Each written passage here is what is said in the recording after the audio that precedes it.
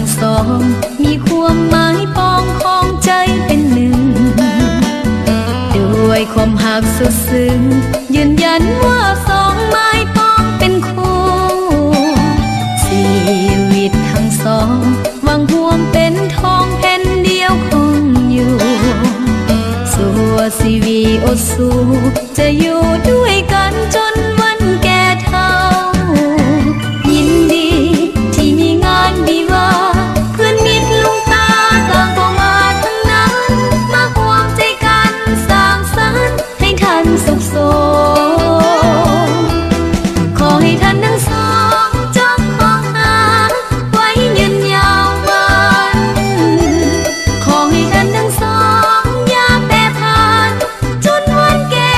เฒ่าลงไป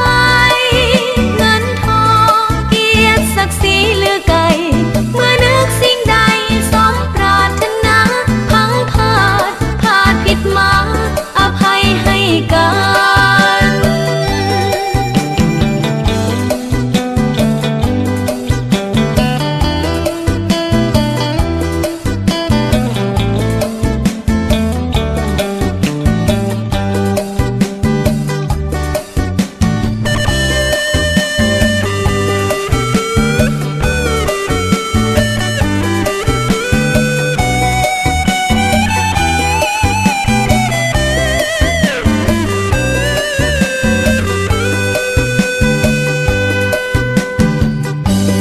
ท่านทั้งสองมีความหมายปองของใจเป็นหนึ่ง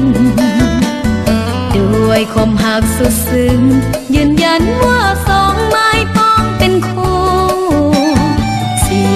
วิตทั้งสองหวังห่วงเป็นทองแผ่นเดียวคงอยู่สัวชีวิตอดสู้จะอยู่